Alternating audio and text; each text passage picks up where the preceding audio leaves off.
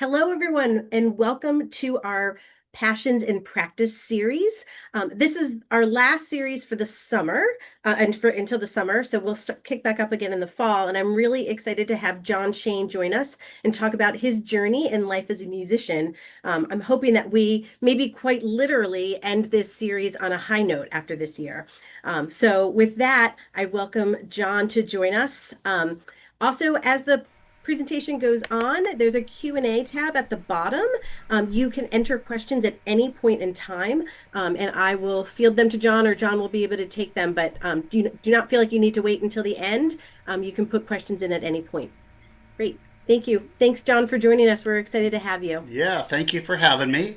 Hello, everybody. Thanks for spending your lunchtime with me. Um, I probably know a lot of you who are actually tuning in, so feel free to uh, ask questions or chat or bring up anything. I think if you put it into the chat, then Samantha will let me know. Um, anyway, so I've been asked to talk a little bit about my journey from Governor Dummer to where I am today in my career, I guess. You know, so I am here in Durham, North Carolina, and I, as you can see, have a guitar, and that's what I do for a living. I currently make my living really with three different kind of things. One is as a performer, a songwriter, somebody who makes albums, things like that. Number two is as a guitar teacher. So I have private students. I also go around the country teaching at adult music camps. And I have a couple of instructional books out on Mel Bay, which is one of the biggest, if not the biggest, music publisher. And then the third thing that I do is I work in the recording studio, both as a musician for hire and as a producer, meaning I help people make their records. So I guess I'll start back when I was a young middle schooler, uh, before I got to Governor Dummer. I grew up in Haverhill, Mass, which was a pretty tough town. Um, I go back every now and then to see what it looks like, and it doesn't look a whole lot better than it did. When people ask me why I didn't stay in Haverhill, I usually give them the answer, I left about the time that I found out you were allowed to. Most of my friends, if not all of my friends who I grew up with in Haverhill, eventually left for sunnier pastures. Anyways, I learned to play the guitar. I started taking lessons in seventh grade. And then in eighth grade, I think I got my first electric guitar, and I was really interested in playing rock. And I think my first song was,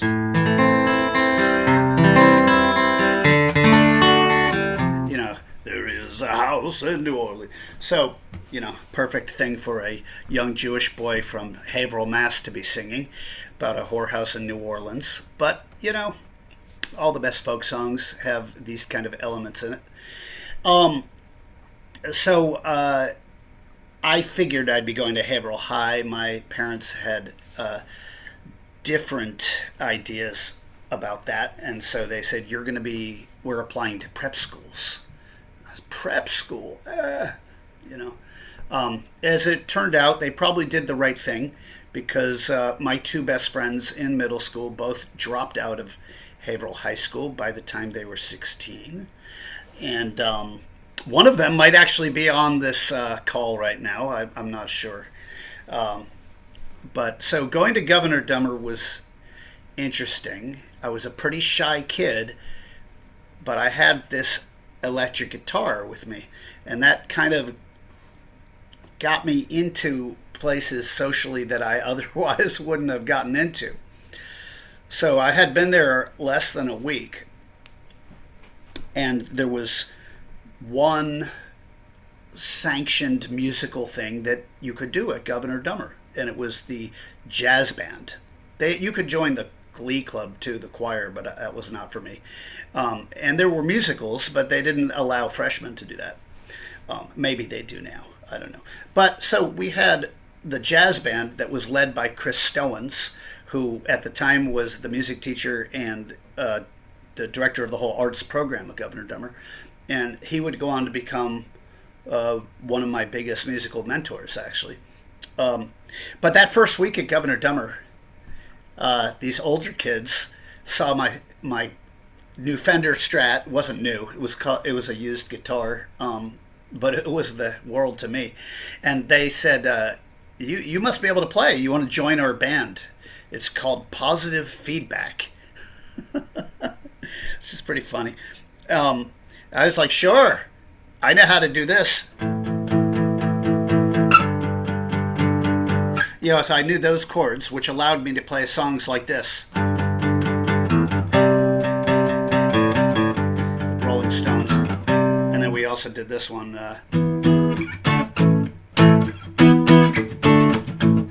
So like everything I played with them was just these couple chord shapes. They got a gig. So Governor Dummer has changed a lot since those days, as our world in general has too. And I guarantee you this kind of thing does not happen at GDA anymore. Of course, they call it governors now. You'll have to forgive me for using the older name. Anyway, there was this dorm, a boys' dorm, over across that little bridge. It was called Ingram. Maybe it's still there. I'm not sure. Maybe Jeff and Dee actually live in Ingram. I'm not sure. I think so. Well, so these guys had a party and they hired us, this live band, to play. And they shut off all the lights except for like black lights in the basement. And somehow these boys who were aged 13 to 18 or whatever got a list of all the students at GDA, and every guy in the dorm could pick 2 girls to invite to this party. No other boys from the campus were invited to the party. So it was like these 50 boys from Ingham. Well, I can't remember what it was called.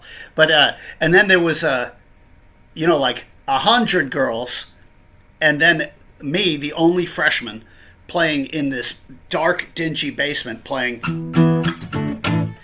And I was surrounded by all these like senior girls, including like the beautiful Jill Demery, like who we were all like, Jill Demery. And I thought, well, who knows? Maybe this guitar could lead to something after all. Anyways, I got kicked out of that band. And if you've been a musician for any length of time, you've been kicked out of bands, you've started bands. It's a hard knock life after all. And that was a wake-up call. And, hardship, part of every bluesman's journey.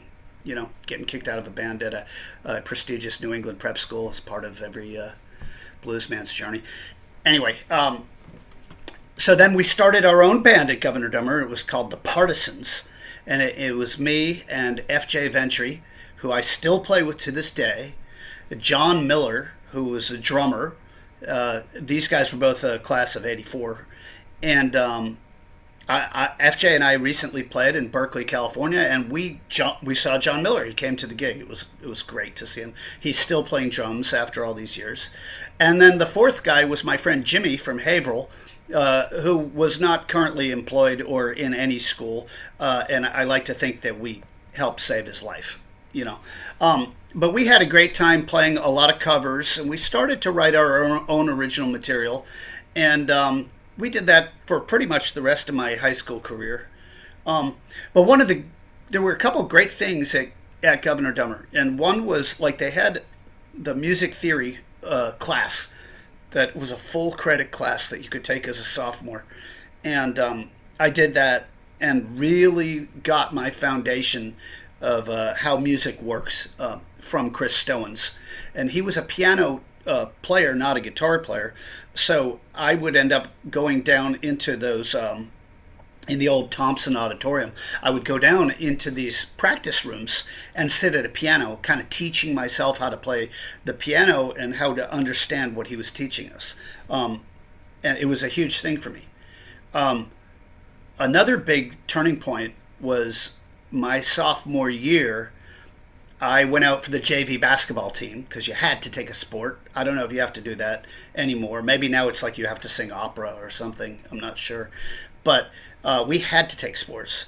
And so my sophomore year, I went out for JV basketball and I got cut because basically they said, John, it's not that you couldn't play JV basketball, it's that you will never be a varsity basketball player here. And it was harsh. Again, building me my character, but I realized I did not want to do any of the other sports. Hockey, I could not skate backwards, and I knew I would get killed in hockey. Wrestling, I just watched these guys grab each other basically by the nuts, and there was always blood on the mat by the end of it. And I was like, screw that. There was cross country skiing, which looked like a lot of work. And then there was running outdoors because they didn't have an indoor gym at that time. And so that was like, can I please play guitar in the musical? And they gave me a special dispensation because underclassmen were not supposed to play in the musical. They were supposed to do sports. And so that musical was called The Boyfriend. And all the music in it was like music that you might hear like in the Muppet Show or something like.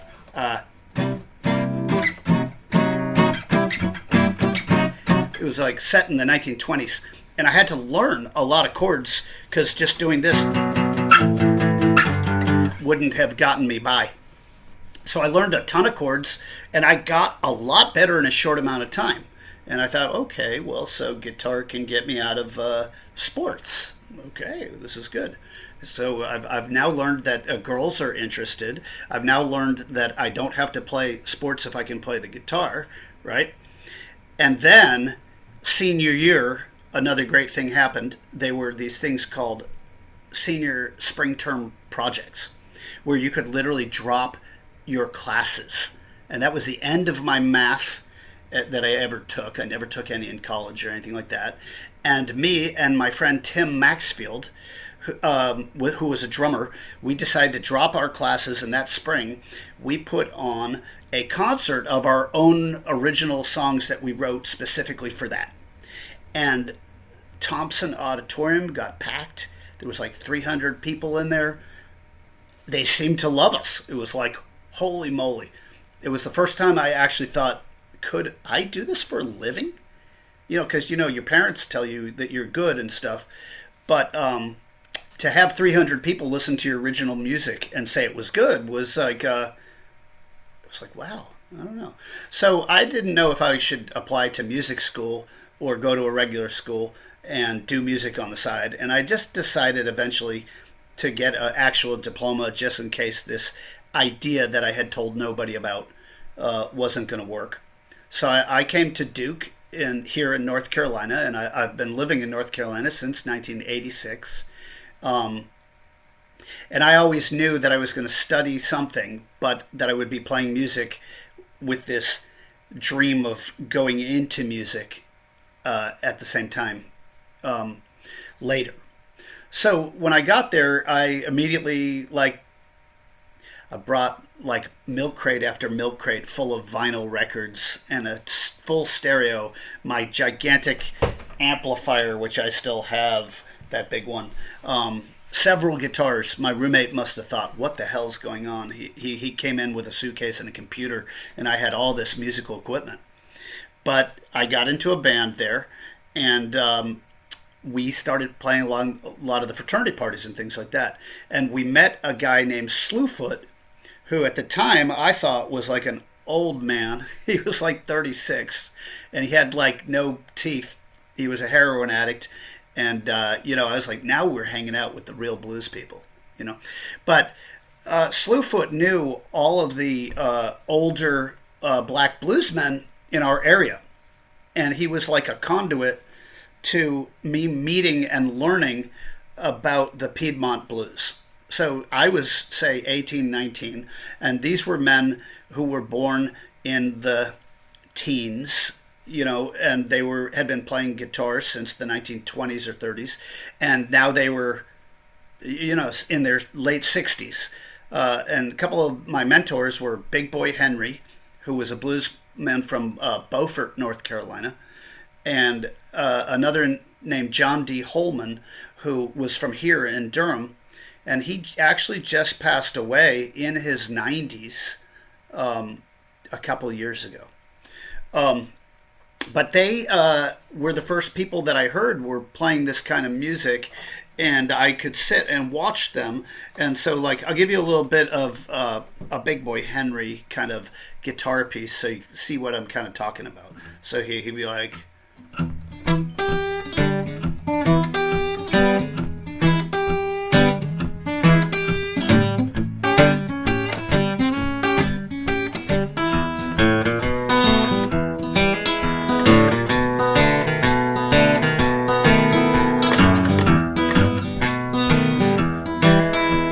So the Piedmont blues kind of has this bouncy kind of feel. The closest I had been to hearing that was really, I can't remember, maybe it was my sophomore year, junior year of high school, something like that. My buddy Rob Turner, who also was at Governor's, he gave me a cassette of Jorma Kaukonen, who was the guitar player for Hot Tuna and for Jefferson Airplane. And it was his first solo album. And there was this picking on it that was kind of like this. And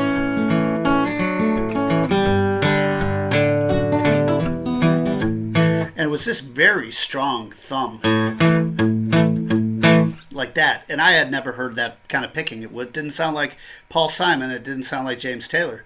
So I just started to... I was like, okay, maybe I don't want to play so much electric guitar. I want to play the acoustic guitar. And after the college rock band broke up, I started to play with my friend John Whitehead, who was another Massachusetts kid at Duke. He was from Dover, Mass. And the two of us started to play acoustic blues, guitar and bass. And we started a band called the Flying Mice.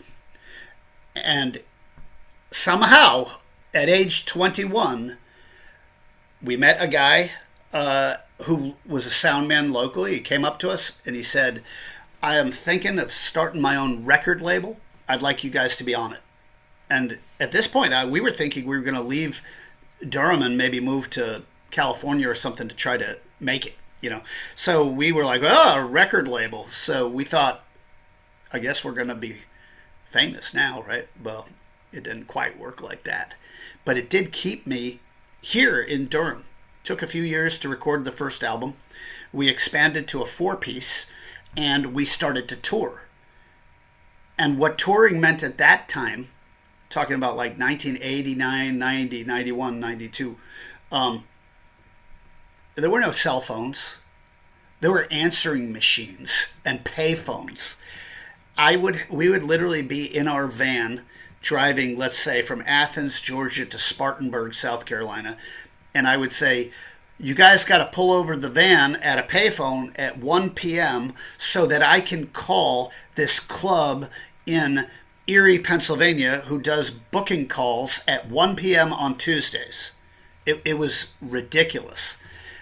We did not have email.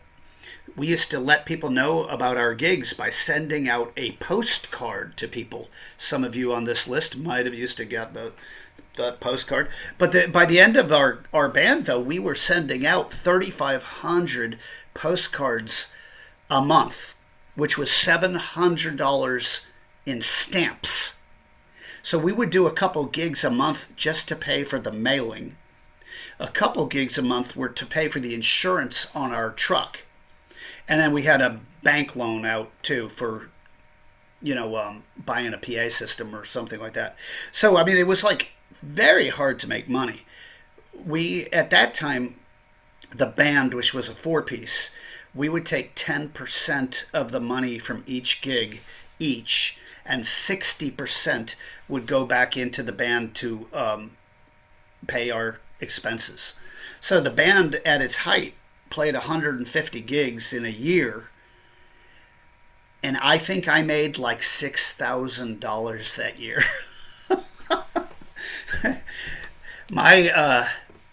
My dad gave me a talking to when I was about age 26, and he was like saying, Sorry, my phone's going off. I'm going to shut that off. You got to think about what you're doing. So I was doing this like catering work in the when I wasn't playing, and one day we had 400 people come in at once for one of these ridiculously large events, and my mind was about to explode. And I said, "Why am I doing this? I should be teaching the guitar." And so I immediately like said, "Here's my 2 weeks notice. I don't want to do this anymore." And I started to build a clientele of guitar students, mostly kids in their teenage years, who wanted to learn how to play stuff. And occasionally they would be like, "Can you teach me this Green Day song? It goes like." And I was like, I could play that by myself in the Partisans. Like, why do you need a guitar teacher to teach you that? But I did learn how to become a good teacher over the years. Flash forward, I started to really focus only on teaching adults. And that's been a great thing because the kids, a lot of them were taking lessons because their parents wanted them to do some music, like it was some kind of a class they had to take in school. And to me, music should be something that you do out of love. So now these days, I only teach adults, and I teach a lot of singer-songwriters. We work on their songs. It ends up being kind of like a channel into the studio for them to work on their records. So that band Flying Mice broke up in '96. And then I joined a band with the drummer from that band and his wife. And I will say, never be in a band with a married couple. Let's just leave it at that. That band broke up shortly after, and I decided to go out under my own name starting in about 1998. I had to kind of figure out the whole thing. Like, how does somebody put a song across by themselves? No harmony vocals. And I ended up really relying more on my blues guitar chops. And I started writing a lot of songs in that kind of vein. And since then, I've put out, I don't know, 10 or 12 records, maybe more. I've produced probably about 25 or 30 different albums, maybe more, for other artists. In 2019, I entered the International Blues Challenge, and I won the whole thing. That was a huge boost to the career. And then, of course, 2020, COVID happened, and the boost went. But, anyways, so here we are today. I'm kind of an old man, somehow making a living playing music. I know people have questions about different time periods and what things were like, and also how somebody actually does make a living playing music, the streams of income and the no longer available streams of income, things like that. And I see that there are a few Q&A questions in the chat. So why don't we just open it up, and if anybody has questions, let's talk a little. So, John, one of the questions in here is, how has the evolution of Spotify and Amazon Music affected your music business? Yeah, well, streaming audio is a wonderful thing for people who like to pay nothing for music, which is everybody in the world. It's not so wonderful for artists. It's kind of sucks. And I'm just so annoyed that they are always wanting me to buy a premium subscription to Spotify, so I don't have to listen to their frigging advertising. And yet that would cost me more in a year than they pay me in a year. It's just so terrible. So there's always been new media forms, right? When people had player pianos, that was how people listened to other people's music back then. When the record came out, people were like, oh, no one's going to buy a piano anymore. But more people started to buy records than could own a piano, right? And then radio came out, and people were like, no one's going to buy records. They can just listen for free on the radio. But the radio advertised the records. The record companies boomed. And then people came out with cassettes, and they said no one's going to buy our records because they can just record them and give them to their friends. But it didn't hurt things. CDs came along. They were like everybody started buying the same version of what they had already owned on the records in a better format for sonically. And so the CD was giant, right? Then they started to come out with downloads and Napster, remember that, where people could just take your music off of your computer while you were asleep. Downloads was interesting because you could make 99 cents on a song and $6 on an album from Apple. But then when streaming media came out, it was like the end because everybody was getting it for free. Now it's interesting because in social media, Facebook, MySpace, remember that? Instagram, they TikTok, they've all hooked us by starting the service off for free. And now we can't look at it without wading through advertisements. It's like terrible. And so in order for me to advertise my gigs on Facebook, I have to pay them to boost the post. I have to advertise that with them because they literally have people who sign up. I've got like 5,000 followers, and they own my email list, and they keep them from me, and they release my posts to those people if I pay an advertisement for a post. So they're trying to get paid on everything I post. Specifically, if you send them off the website, off of Facebook to another site, but even more now, like if you say you have an event page you created on Facebook, most people of those 5,000, most people will never see it. I keep an email list, but they don't. 30% of people open that. That's a good rate in emails. Anyways, going back to Spotify, they pay like a tenth of a penny for every stream, and they have not charged people a lot of money like everybody thought they would. It's still very cheap to listen to Spotify, and the people who run Spotify are billionaires, and they're not sharing that money with the people who are creating it stuff. So Spotify can kiss my fucking ass. Although I'm on it, and you can listen to my stuff on Spotify. Next question. John, were you yourself trained or are you self-taught? As a musician, you mean? As a musician? Yeah, I took guitar lessons all through the 7th grade, 8th grade, 9th, 10th, 11th, 12th. So 6 years of regular guitar lessons. I learned my music theory from Chris Stowens. Then I got to Duke and I took a jazz class with Paul Jeffrey, who was the jazz director. He had played in Thelonious Monk's band, amazing saxophone player and composer. So I've got a pretty good foundation. But also being a guitar teacher for like 30 years has also kept my chops very high because I got to stay ahead of the advanced students all the time. So I would say I'm a trained musician. I can write and read sheet music.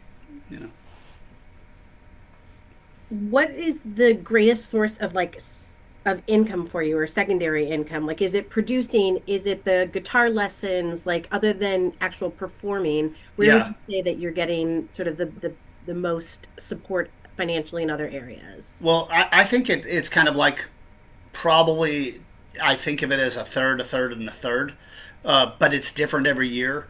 Last year I did a lot more touring and less studio stuff. So if you're going to want a career in a creative art, you have to treat your business creatively too. And what I learned, and took a while, was several things. If you're going to be a musician, you have to realize that music is, for most people, entertainment. You may do it for any number of reasons that you do it, but if you want to do it in front of other people and if you want them to respond, you need to entertain, which means making yourself open and thinking about the people who are in front of you. And it can't all be sad songs. It's got you got to have some happy stuff. You can't always challenge them at all times. Sometimes you have to give them music that they feel comfortable with too. There's all sorts of things I've learned about being an entertainer.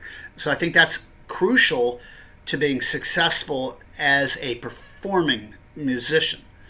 As far as the teaching goes, when I was younger, in my 20s, I thought of the teaching as something I didn't want to let people know I was doing, because I thought it was some kind of it was like not what I was trying to make it in, you know? But now what I've learned over the years is no, don't be a dummy. The teaching might bring people out to see your shows. They tell their friends, my teacher's playing, And so these days I think about the three streams, the teaching, the performing, and the recording as all that they should help each other, So I just came back from Tennessee where I taught at a guitar camp in Maryville, Tennessee, or Maryville, as they say. And I was teaching with world famous, really wonderful players. And the connections that I was making with like these musicians, the teachers, that might lead to other gigs. Or they might come and record in our studio. I don't know. The students, at the end of the day, I'm like, hey, and here's my email. I teach on Zoom. And then so some of them might end up studying with me later. And then we've even had some students, when I taught in Alaska, they came to North Carolina and did a record with us. So I'm trying to let people know about all the different things that I do.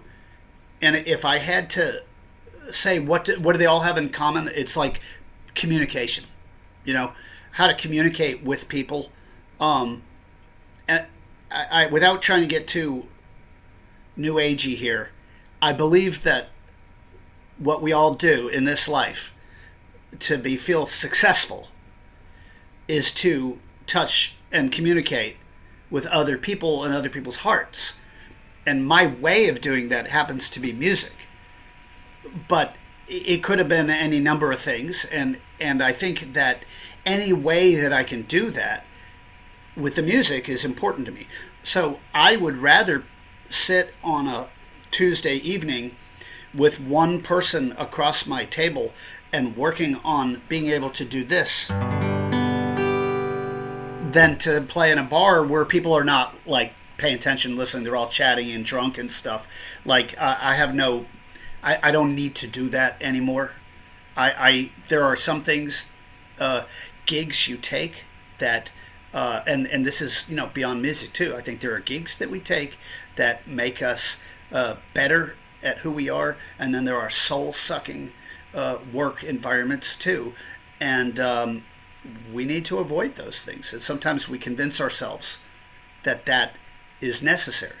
So, at Duke, they have a program called Demon, and it's like Duke entertainment, music, arts, whatever. It's like for alumni who are in the arts. And at Duke, I mean, there are a lot of people who are like making TV shows and movies and stuff. It's that kind of a place. And so I went to one of these things where the students come and they talk to you. And so somebody said, well, first of all, you got to move to Los Angeles or Nashville or New York. It has to be one of those three places if you want to go anywhere in this business. And then I chimed in and I said, no, you don't. I was like, you can make your art anywhere you are, and you need to balance this with a life. Like, where is there nature? Where do you have family? Where is there love and culture and things like that? Because there's not only one path to success. And I'm in North Carolina, and somehow still doing this. I never moved to New York or LA, and I'm glad I didn't. I have one more question here. Unless Yeah, others sure. have them, please add them in.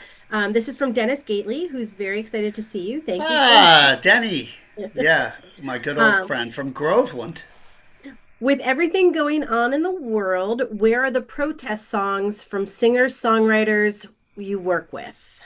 Yes, I'll direct you to one right now. There's a one of my students wrote a song. It's a modern take on America the Beautiful. And it's called America the Beautiful 2025. And he released it as a video. And if you look up America the Beautiful 2025, it's on YouTube and any number of different things, I think. And he hired some professional singers and things to do that in the studio. We did it at FJ's studio, and it's wonderful. It is interesting. I don't know what's on pop radio really. The closest I get to knowing what people are listening to in pop radio is like at the gym or something, working out. You hear like some kind of stuff. But like all those artists that are playing the reggaeton be like and stuff, like I don't think they're singing about this, like what's going on in the world. Do you know what I mean? I don't.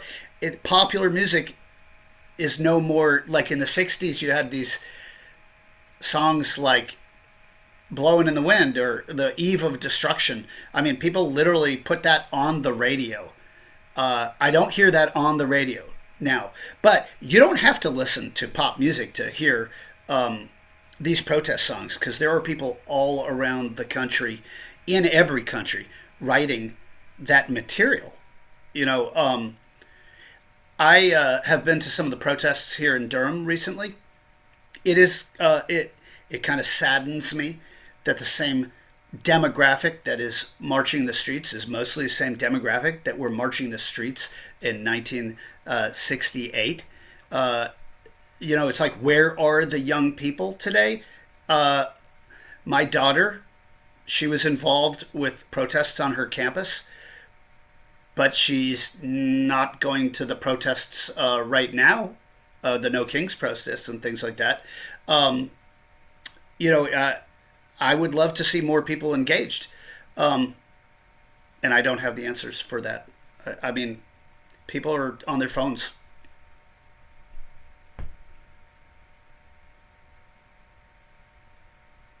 John, thank you so much for joining us today, for sharing your passion with us, for giving us more insight into the music community, and your journey. It was really great having you, and I appreciate it. Thank Thank you you. all for joining us. We are going to take a couple months off for the summer with our passion series, but we'll start back up again this fall, and look forward to you joining us. If you have any alumni who may be a perfect candidate to share their passion and practice with us, please feel free to send their name along to me, and I'll do some outreach. But have a great summer, everyone. Again, John, thank you so much for joining us. Thanks everybody. You can get a hold of me, through Facebook if you like, or Spotify. Perfect. Awesome. Thanks so much. Okay, thank you. Good Bye-bye. night. Goodbye.